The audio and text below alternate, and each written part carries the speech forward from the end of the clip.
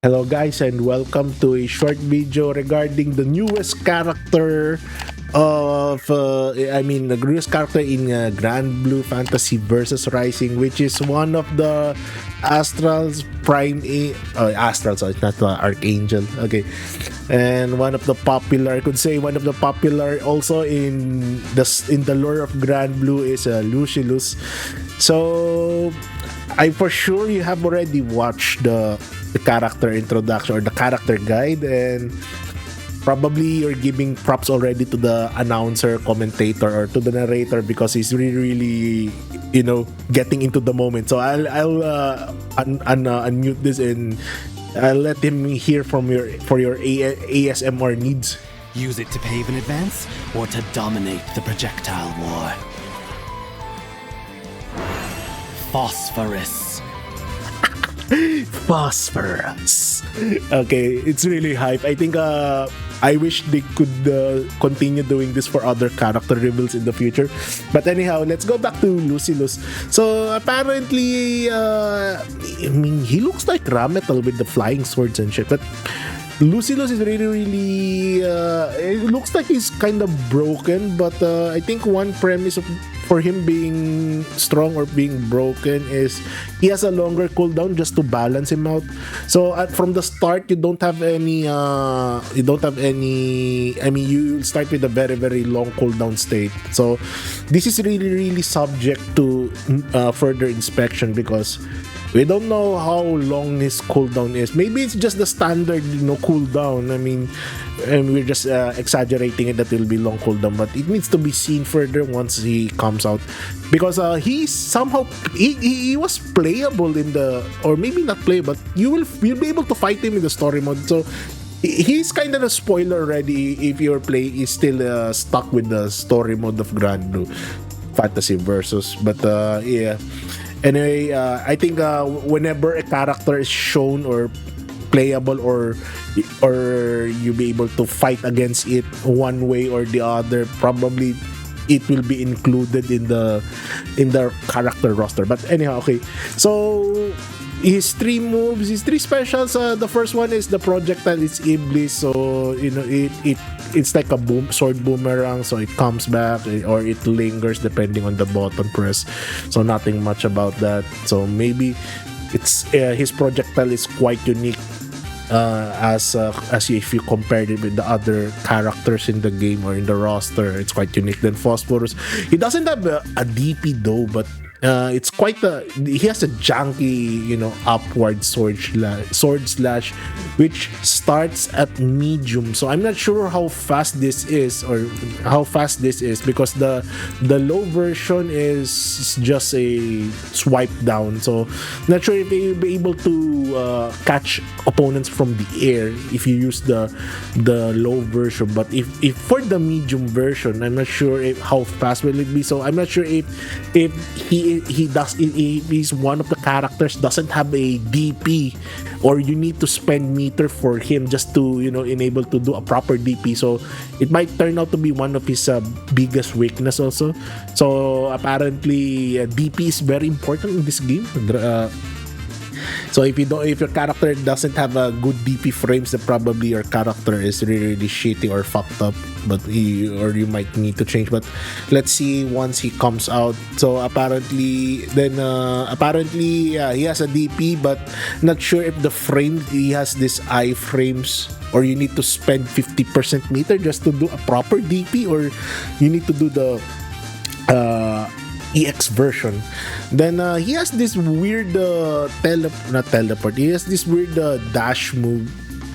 So apparently it has two variations. So the low one will send a blowback. Then the medium version, it's a command grab.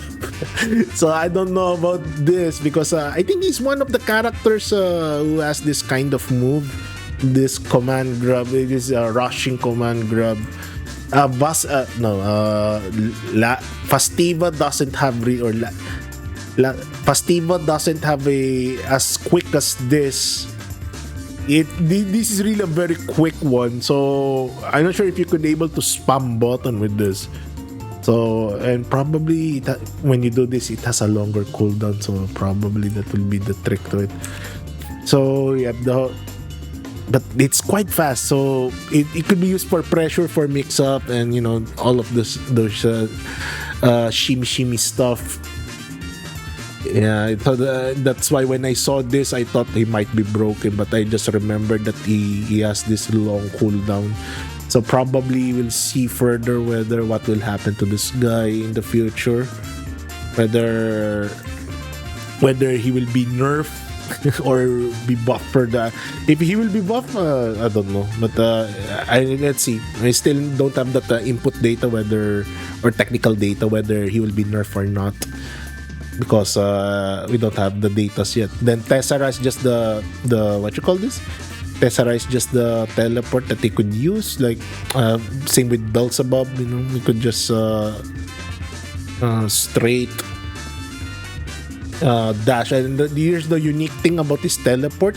So he has this one variation where he could teleport, then he could do a what you call this? He could do a power blow, which sends the opponent to the wall and bounce, which is broken. Not all characters have these kinds of things, and Lucilius is the one utilizing this kind of quirk for the first time in Grand Blue Fantasy vs Rising. So for me, even though with the cooldown, with the delayed cooldown or with the long cooldown of his moves, he has very broken moves, and it's like for those who you will pay it's like you pay $20 for this character to use. Then orbital resonance. So this is the main gameplay of this is where the sword meter comes in. So you need to play this. He will enter into this stance where he will be able to use his 3 swords.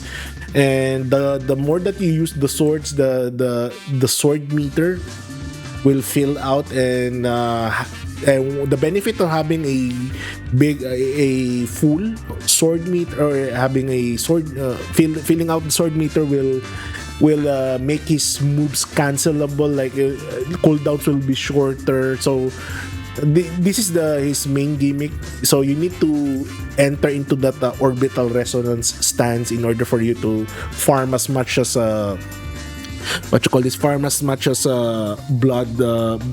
blood gauge, sword gauge.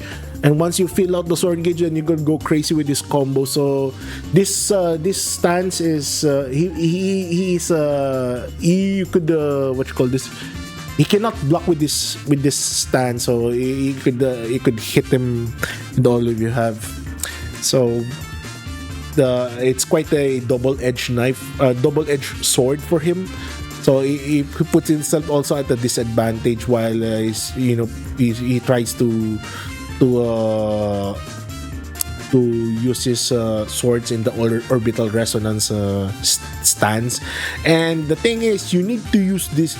You could use this like for an instant. So you cannot spam the swords, not unless you will cancel out of the stance, or you have a big blood, or you have a plentiful of sword gauge. So that's where the game. I think the combo potential. This character really has a lot of combo potential, like super duper combo potential. I'm not sure how much the combo limit will be placed on him, but I think the combo potential for him is really good. Then the Skybound Arts, it's just a laser thing. Then this is another variation of the laser, which you could control which one you would fire. Then Paradise Lost, it's just Paradise Lost is a GBF meme, not really meme, but it's a BGF norm or nomenclature. But yeah, so that's how this character plays. So I'm really interested to use him for maybe a week and see what will happen. And probably the thing is, I didn't bought the character pass because I'm not buying. It came up to my mind when I started playing the game. So it's like I will not buy the deluxe edition because it's quite expensive, but seeing characters like this, yeah, makes me wanna try it, and you see. Hopefully it will be cheap. But yeah, initially this character is broken. I will say it's quite broken because he has this utility of moves which is quite outside the blueprint of a particular Grand Blue character. It might be technical at some point because of the orbital resonance stance and the longer cooldowns, but I think in terms of damage and combo potential and how we could deal damage in this broken moves that he has, the teleport and the command grab. I think it's really this command grab. This is really a fast command grab. So to just grab like this one, look at this, and look at the range. He's not very near. It's quite very very far, and he could grab you on set. You see this anyway. So that's my uptake about this character, and I'm quite looking forward to use him once he comes out. But there's more. I think, but the next character that will come out after him, that's where the money is at, which is 2B. So let's see how 2B plays in this game. I'm quite interested about it. So for those who are wondering how 2B got in, well, technically this game has some Square Enix connections because of Nobuo forgot his last name. Nobuo Uematsu, the musical composer of Grand Blue, is also the musical composer of Final Fantasy. So there it is. Maybe through him, probably they got a connection also with another Square Enix game, which is the Nier series.